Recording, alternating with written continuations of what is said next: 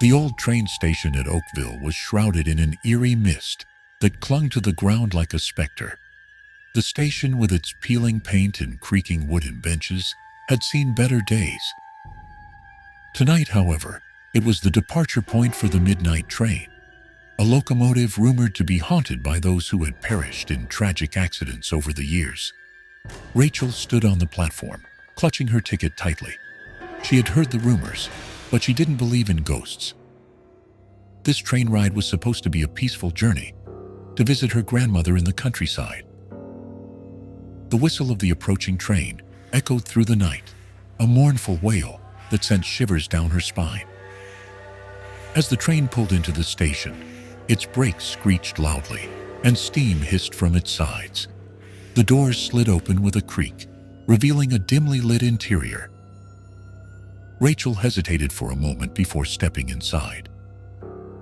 The train car was almost empty, save for a few passengers scattered in their seats. An old man with a weathered face sat near the back, muttering to himself. A young couple whispered nervously, their eyes darting around. Rachel found a seat by the window and settled in, hoping to catch some sleep during the journey. The train lurched forward, and the station slowly faded into the fog. She glanced around, noting the vintage decor of the train: red velvet seats, brass fixtures, and ornate woodwork. It was like stepping back in time. The train rattled along the tracks, its rhythmic clanking almost soothing. Rachel stared out the window, watching the dark landscape blur by. She could see the moonlight reflecting off the metal rails, creating an illusion of silver ribbons stretching into the night. Suddenly the lights flickered, casting long, wavering shadows across the car. Rachel's heart skipped a beat, and she looked around nervously. The old man was still muttering, his eyes wide with fear. The young couple clung to each other, their faces pale. "Did you feel that?" the woman whispered, her voice trembling. "It's just an old train," her partner replied, though his voice lacked conviction. Rachel tried to brush off the unease that was creeping up her spine. She closed her eyes and took a deep breath, willing herself to relax. But then she felt it, a cold, clammy hand on her shoulder. Her eyes snapped open, and she turned her head slowly. No one was there. She shivered and pulled her coat tighter around her. The train's lights flickered again, plunging the car into brief darkness. When they came back on, Rachel saw something that made her blood run cold. A figure stood at the end of the aisle, cloaked in shadow. It was tall and thin, with glowing eyes that pierced through the darkness. Who are you?" Rachel stammered. The figure didn't respond. It just stood there, staring at her with those haunting eyes. Rachel's heart pounded in her chest. She wanted to scream, to run, but her body wouldn't obey. The figure began to move, gliding silently down the aisle towards her. Rachel's breath came in shallow gasps as the figure approached. She glanced at the other passengers, but they seemed oblivious to the terror unfolding. The old man continued muttering, his eyes closed, while the couple whispered frantically, too absorbed in their own fear to notice anything else. The figure stopped in front of Rachel, its glowing eyes boring into hers. She felt a chill seep into her bones, as if the very essence of cold had wrapped itself around her. Then, in a voice that seemed to come from everywhere and nowhere, it spoke. "Why do you travel on this cursed train?" Rachel could barely find her voice. I didn't know. I just needed to get to my grandmother's house." The figure tilted its head, as if considering her words. Many souls have been lost on these tracks, doomed to ride forever, unable to find peace. Rachel's mind raced.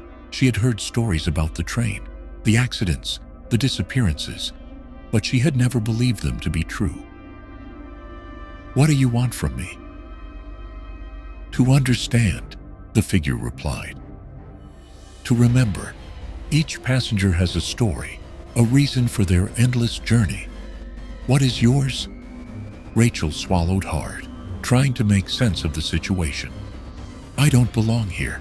I'm alive. The figure's eyes flickered, and for a moment Rachel thought she saw a hint of sadness. Alive or dead, all who board this train have a purpose. You must uncover yours before the journey ends. The figure vanished as suddenly as it had appeared, leaving Rachel trembling in her seat. She glanced around, hoping to find some reassurance from the other passengers, but they remained oblivious. Her mind raced, replaying the figure's words. What could it mean? What purpose did she have on this train? Determined to find answers, Rachel decided to explore the train. She rose from her seat and moved cautiously down the aisle, passing the oblivious passengers. As she entered the next car, she was struck by a sense of déjà vu. The decor was identical, but the atmosphere was different, more oppressive, more sinister. She walked past empty seats, feeling the weight of unseen eyes upon her. At the far end of the car, she found a door marked "Staff Only." She hesitated for a moment before pushing it open. The room beyond was dimly lit, filled with old photographs and newspaper clippings pinned to the walls. Rachel stepped closer, her eyes scanning the articles. They told stories of accidents, derailments, and mysterious disappearances, all linked to the midnight train. Her heart pounded as she realized the magnitude of the tragedies. So many lives lost, so many souls trapped. Then she saw it, a photograph of a young woman who looked remarkably like her. The caption read, "Rebecca Turner, missing since 1952. Rachel's breath caught in her throat. Could it be a coincidence? Or was there something more to this resemblance? A voice echoed in her mind. Each passenger has a story, a reason for their endless journey. Rachel felt a chill run down her spine. Could she be connected to this woman somehow? Was she destined to uncover the truth behind her disappearance? Rachel returned to her seat, her mind reeling with questions. She stared out the window, watching the dark countryside pass by. The figure's words echoed in her mind. She had to find her purpose, her connection to this cursed train. The train's whistle pierced the night, and the lights flickered once more. Rachel's heart raced as the figure reappeared, standing silently before her. "Have you found your story?" it asked. Rachel took a deep breath. "I think so. There's a woman named Rebecca Turner who went missing in 1952. She looks just like me. Is she my connection?" The figure's eyes seemed to soften. "Yes. Rebecca Turner was your great-aunt. She vanished without a trace, leaving her family in despair. You're here to uncover her fate, to bring closure to her story." Tears welled up in Rachel's eyes. But how? How do I find out what happened to her? The figure extended a hand, and Rachel hesitated before taking it.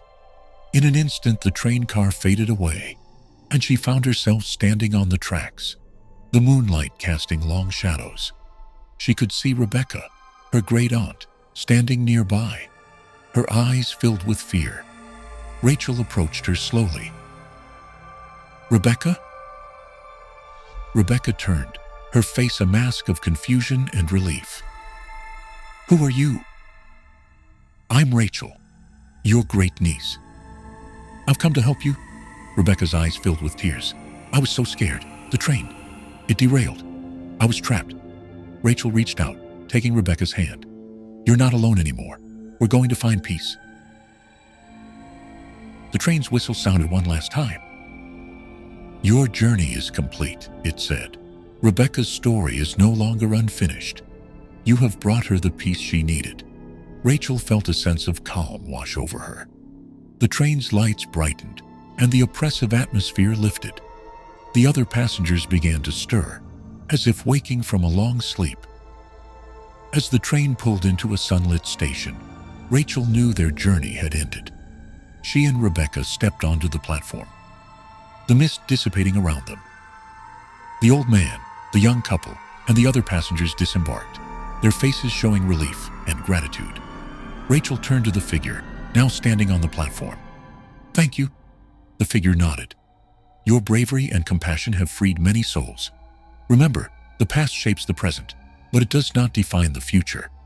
Rachel watched as the figure faded into the morning light, leaving her with a sense of closure. She and Rebecca walked hand in hand, stepping into a new day, free from the shadows of the past. The haunted train of Oakville was no more, and its passengers were finally at peace.